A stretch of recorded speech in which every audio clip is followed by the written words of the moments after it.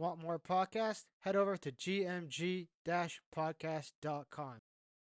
So, and then when with fevers with children, you're stopping the body's natural process from doing what it's supposed to do. So a lot of times, when if you are a parent that gives your child Tylenol, it stops the body's natural function, and then your child doesn't go through that complete healing process, and then they're sick again, and then you stop it again, and they're sick again, and a lot of times it's like, oh, like why are my kids always sick? Because you're not allowing the body to heal. It keeps being stopped and suppressed. It stops the body's production of glutathione, which is like one of the most powerful antioxidants and Yeah. detoxifier in the body. Dr. Camille Preet Singh, you can I think find him on Instagram, but he wrote a book about it. Okay. The dangers and risk of paracetamol, which is acetaminophen. It's a really excellent book full of resources and studies and everything into why it is unsafe. And then he lists a whole bunch of resources and natural remedies you can do as well. Now, when they say it's unsafe, is it safe in small amounts? Like if you're like desperate, I'll use an example. Say your child's temperature is out of control and it's like 43 high, like the kid's gonna go into febrile seizures. Like, is it okay to use it at that point, or are there better methods to bring it down fast to avoid some of those complications with fevers? Well, if it's at 43, that's high. You're in the danger zone. That's a whole other story. Yeah. That's like even seeking Uh, medical yeah. help at that point. So when we're talking about this, we're talking about just irregular high temperature, nothing like drastic in terms of 40 and below. yeah. Okay. Yeah.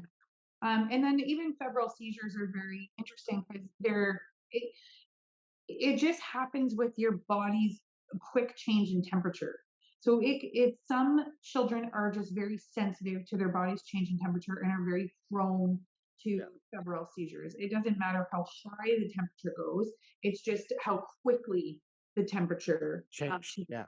Yeah. And so Tylenol is not necessarily going to stop the febrile seizure from happening. And the important thing to know is terrifying and awful as it is to witness and see is benign. Yeah. Febrile seizures are benign. My daughter had one. It was terrifying. And Yeah. the worst part about it is like I just woke up, like my wife had gone to work and then she had left my daughter in the bed and she was sideways. So I kind of woke up and like moved her. And as I moved her, she went into the febrile seizure. It's like I triggered it by moving her. And so like the first thing you wake up, you're like, holy fuck, what's happening? Right. Like the first thing you're like, I gotta go pee. No, that's happening. What's going on? Like it's terrifying to go through. But like as you said, once once I called the ambulance, right? And they're like, well, you got to just let her go through this.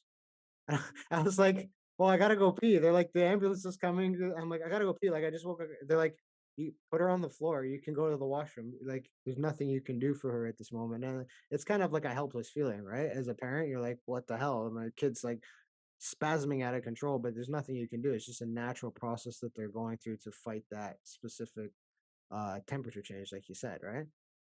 Yeah, and it is scary, and we never want to see our kids go through anything like that. But I think once you have the tools and you kind of understand what's happening with the body, you're able to kind of respond and cope a little better, move out of that place of fear. Mhm.